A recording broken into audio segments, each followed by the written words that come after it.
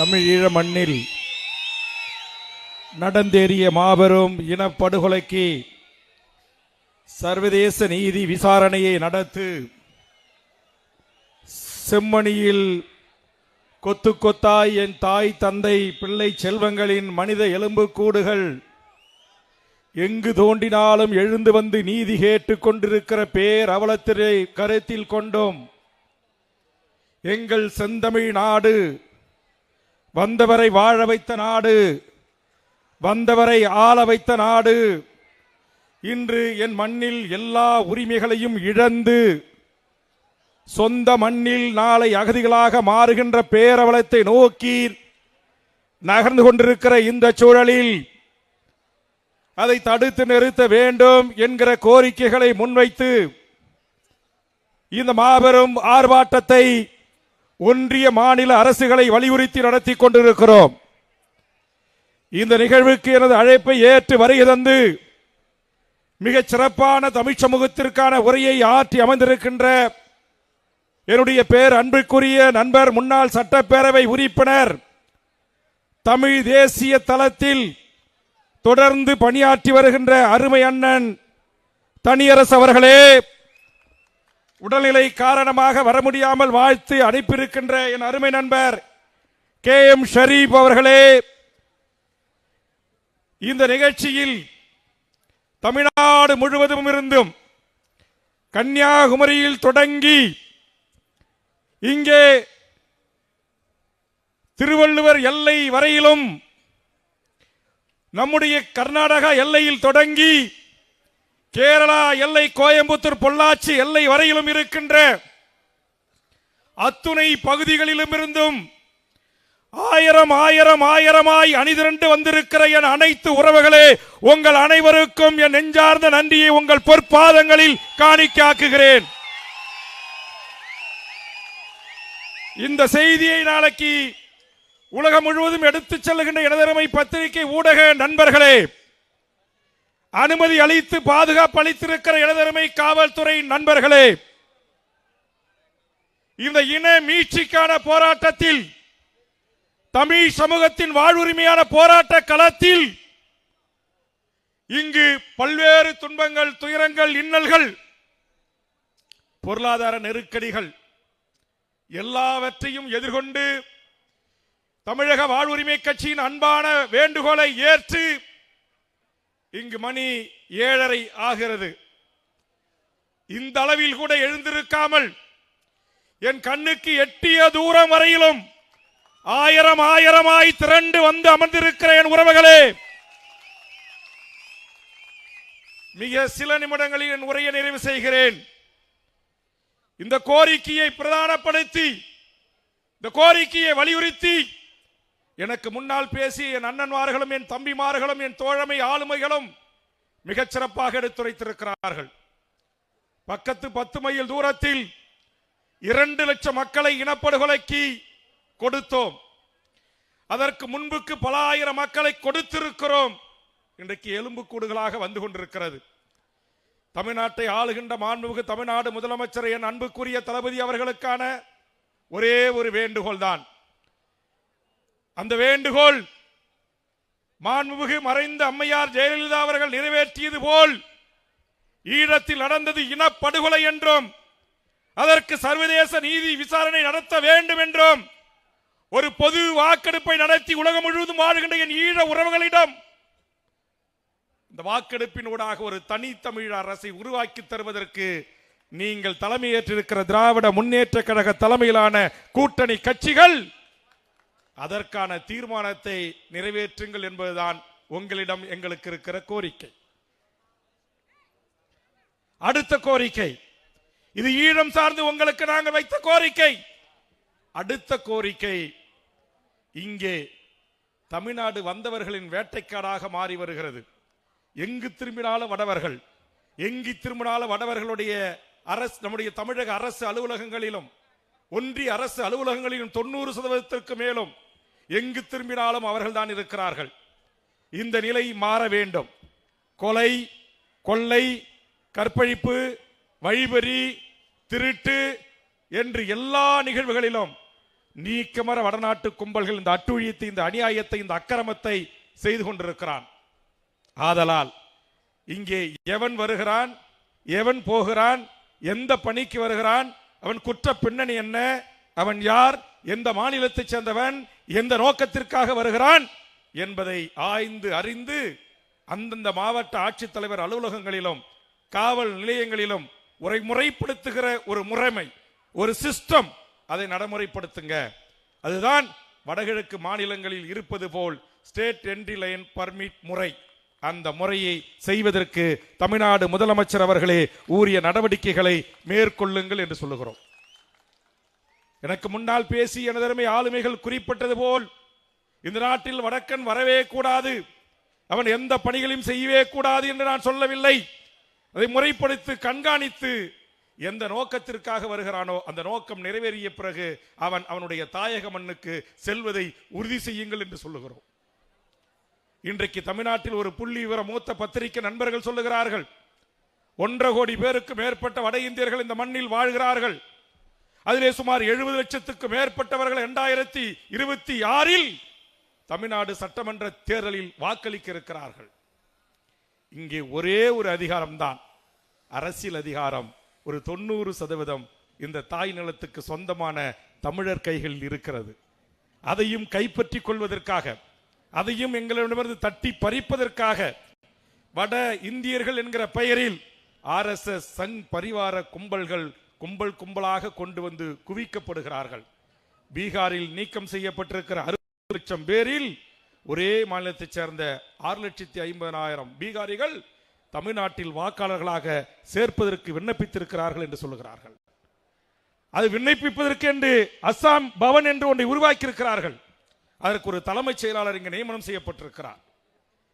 அதே போன்று இன்றைக்கு பீகார் பவன்கள், ஒரிசா பவன்கள் இந்திய நாட்டின் IAS படித்த அதிகாரிகளை இன்றைக்கு அவர்களுக்கு எல்லா விதமான ஆதார் அட்டை, குடும்ப அட்டை, வாக்களிக்கிற அட்டை, அவர்களுக்கான இருப்பிட சான்றிதழ், அவருக்கான பர்த் சர்டிபிகேட் என்று சொல்லக்கூடிய பிறப்பு சான்றிதழ், இறப்பு சான்றிதழ், இதையெல்லாம் வாங்கி தருவதற்கு 7 கோடி மக்களை ஆளுகின்ற தமிழ்நாடு தலைமைச் செயலகம் போல் இந்த மண்ணில் அவர்களுக்கான அலுவலகங்கள் இயங்கிக் கொண்டிருக்கிறது. அப்படி இயங்கி எல்லா இடங்களிலும் அவர் வருகிறான். இதால் என்ன உங்களுக்கு பாதிப்பு?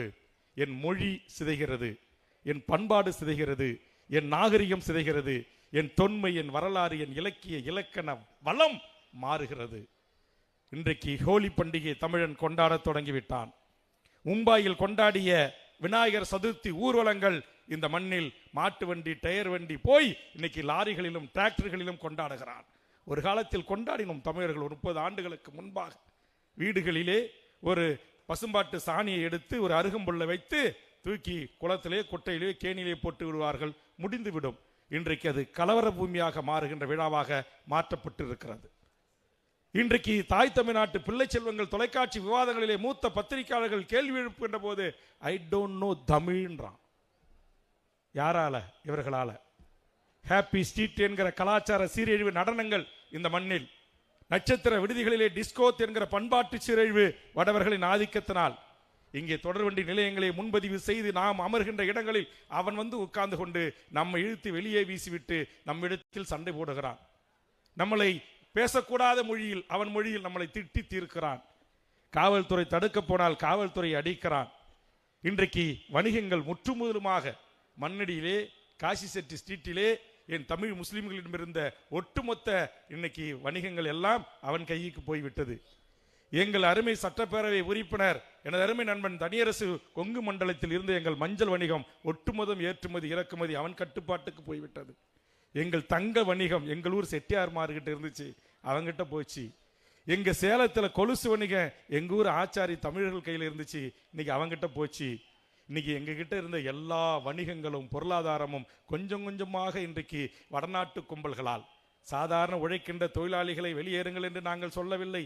அதுவும் இவர்கள் பன்னெடும் காலமாக வந்து இங்க குடும்ப அட்டை பெற்று இங்கே வீடு கட்டி பிள்ளை குட்டியை பெற்று வாழ்றான, அவன் ஓட்டர் ஐடியை புடுங்குங்கன்னு சொல்லல, அவனுக்கு வாக்குரிமை கொடுக்க கூடாதுன்னு சொல்லல.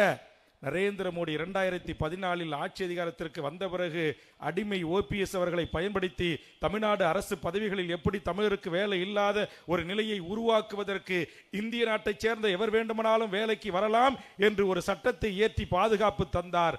அதை உங்களை போன்று எமது தமிழக வாழ்வுரிமை கட்சியின் உறவுகளை பல்லாயிரக்கணக்கில் திரட்டி தமிழ்நாட்டின் கோட்டை கொத்தளத்தை முற்றுகையிட்டு அதை ரத்து செய்வதற்கு போராடிய ஒரு இயக்கம் தமிழக வாழ்வுரிமை கட்சி. போராடினோம். சென்னையில் இருக்கிற TNPC அலுவலகத்தை இழுத்து பூட்டி இந்த உத்தரவை ரத்து செய்யுங்கள் என்று சொன்னோம். திமுக தலைமையில் கூட்டணி சேருவதற்கு 10 கோரிக்கைகளை முன்வைத்து மனு அளித்தேன். அந்த மனுவில் இந்த இனப்படுகொலை, இந்த சாதிவாரி கணக்கெடுப்பு, பொது வாக்கெடுப்பு, தமிழக அரசு பதவிகளில் 100% மண்ணின் மக்களாக இருக்கிற தமிழர்களுக்கும் பன்னெடும் காலமாக இந்த மண்ணில் வாழ்கின்ற மொழிவழி சிறுபான்மை மக்களுக்கும் கொடுங்கள் என்று சொன்னோம்.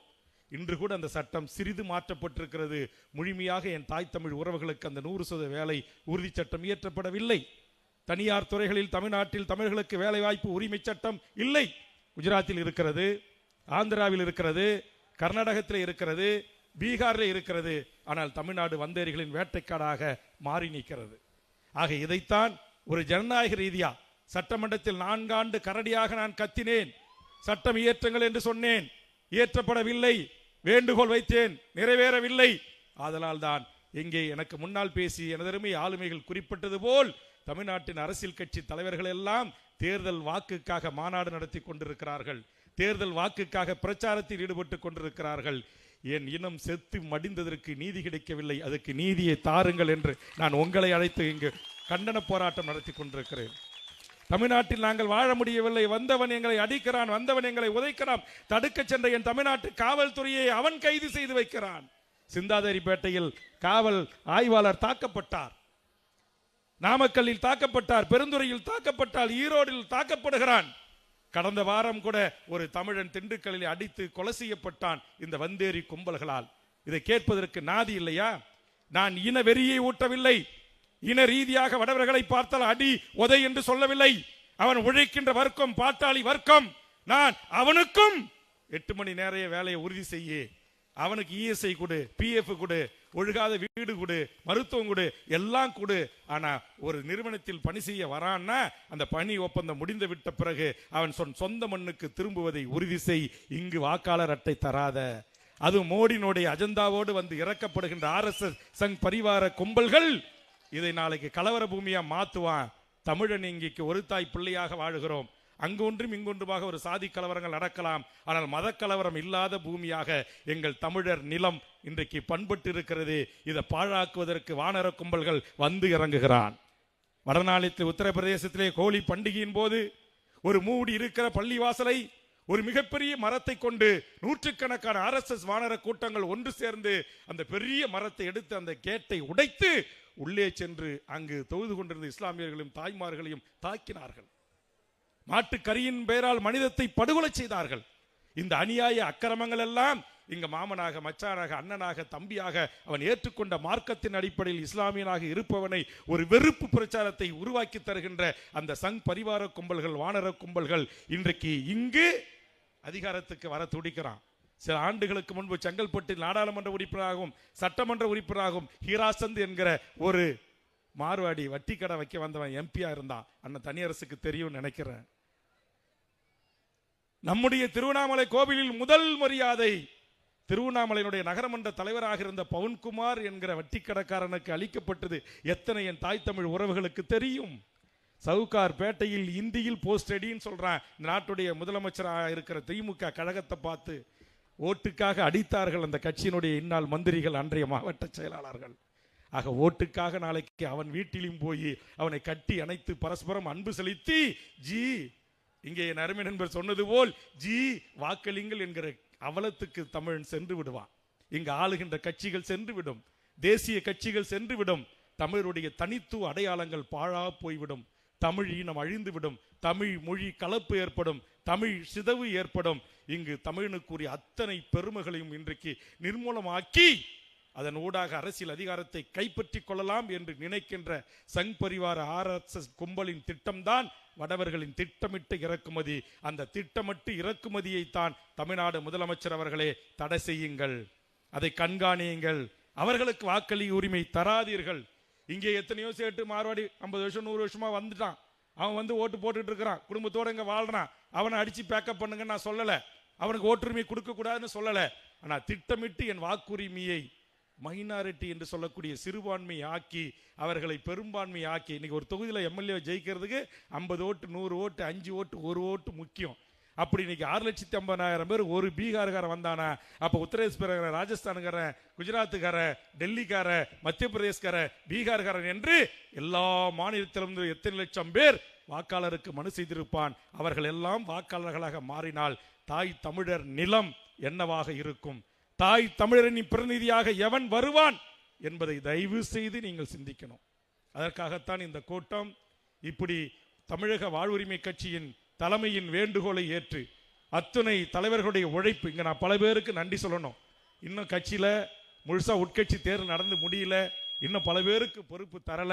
ஆனால் அவர்கள் கூட கடமையை உணர்ந்து எல்லாரும் ஆயிரக்கணக்கிலே, ஒரு மாவட்டத்திலிருந்து 80 பஸ், ஒரு மாவட்டத்திலிருந்து 30 பஸ், ஒரு மாவட்டத்தில் ஒரு தனிநபர் 800 பேர் 1000 பேர் என்று செங்கல்பட்டு டோல்கேட்ல, ஈசிஆர் டோல்கேட்ல, ஸ்ரீபெரும்புத்தூர் டோல்கேட்ல எல்லாத்தையும் நான் வீடியோ பண்ணி எல்லா வண்டி வாகனங்கள் யார் யார் ஏற்பாடு செய்து எப்படி வந்தார்கள், உங்களுடைய சொந்த உழைப்புல உங்களுடைய பங்களிப்புல இந்த கட்சி 14 ஆண்டு காலம் உங்கள் உதிரத்தில் வளர்த்து கொண்டு வருகிறீர்கள்.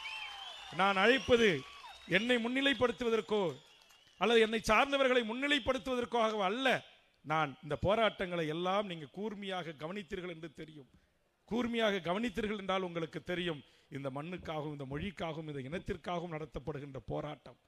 இந்த போராட்டத்திற்கு பல்லாயிரக்கணக்கில் திரண்டு லட்சக்கணக்கிலே பல்லாயிரக்கணக்கிலே செலவு செய்து கட்டிச்சோர் கட்டிக்கொண்டு நேற்றிரவில் இருந்து புறப்பட்டவர்கள், இன்று காலை புறப்பட்டவர்கள் என்று இங்கு பல்லாயிரக்கணக்கான உறவுகள் திரண்டு வந்து இந்த போராட்டத்தின் நோக்கம் வெற்றியடைய மிகப்பெரிய உதவி செய்திருக்கிறீர்கள். உங்களுக்கு நெஞ்சார்ந்த நன்றியை காணிக்காக்கி, நீங்க அனைவரும் வீடு திரும்பும்போது மிக பத்திரமா பாதுகாப்பா திரும்பணும்.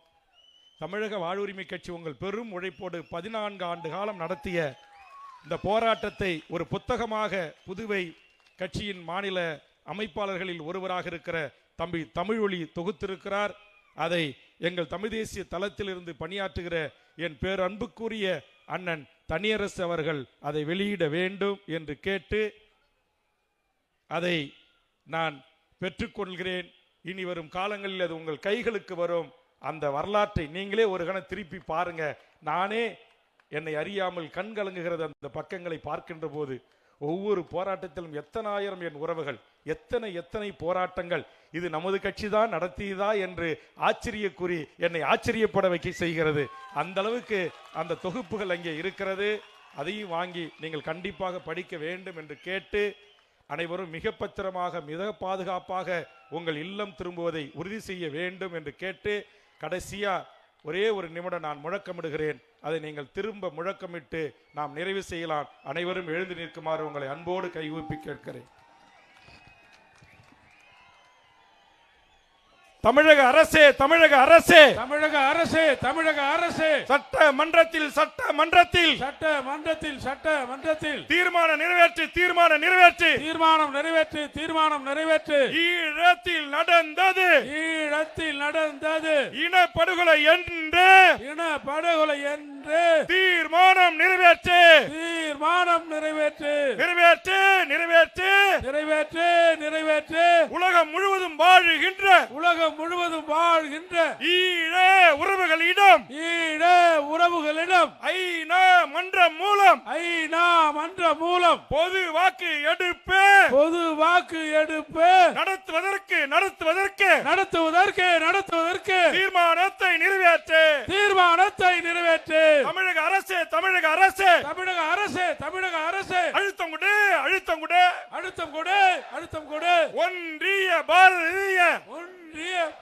புதிய ஜனதா அரசுக்கு ஜனதா அரசுக்கு அழுத்தம் கொடு அழுத்தம் கொடு அழுத்தம் கொடு அழுத்தம் கொடு வரமுறை செய் வரமுறை செய் வரமுறை செய் வரமுறை செய் வடவேரின் வருகையை வடவாரின் வருகையை வரைமுறை செய் வரைமுறை செய் வரைமுறை செய் வரைமுறை செய் வழங்காதே வழங்காதே வணங்காதே வணங்காதே திட்டமிட்டு குடியேற்றம் செய்யும் திட்டமிட்டு குடியேற்றம் செய்யும் திட்டமிட்டு குடியேற்றம் செய்யும் திட்டமிட்டு குடியேற்றம் செய்யும் வடவருக்கு வடவருக்கு வடவருக்கு வடவருக்கு வாக்குரிமை வழங்காதே வா குறிமை வழங்காதே இந்திய தேர்தல் இந்திய தேர்தல் ஆணையமே ஆணையமே ஆணையமே ஆணையமே பறிக்காதே பறிக்காதே பறிக்காதே பறிக்காதே மொழி வழி மொழி வழி மொழி வழி மொழி வழி தேசிய இனங்களின் உரிமைகளை தேசிய இனங்களின் உரிமைகளை தேசிய இனங்களின் உரிமைகளை தேசிய இனங்களின் உரிமைகளை பறிக்காதே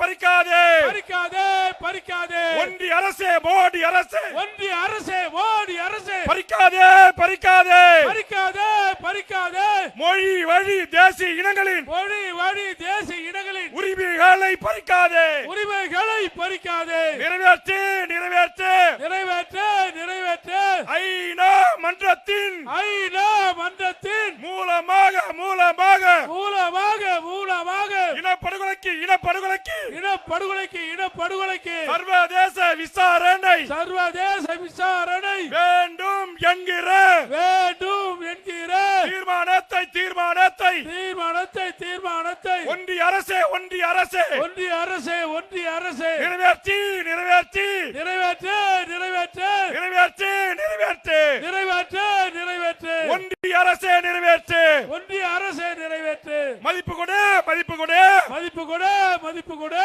மறைந்த அம்மையார் ஜெயலலிதா